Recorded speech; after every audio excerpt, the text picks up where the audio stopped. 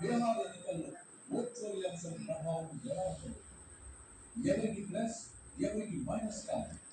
బీహార్ కా సవాలులో గెలుపు దూరాన్ని అధిరోహించేది ఎవరు? రాహుల్ చెప్పినట్టుగా భారత్లో కూడా జన్ జన్ బుద్ధి మమతా కూడా ఓట్ వైపు సర్వే ప్రకారం కింగ్ మేకర్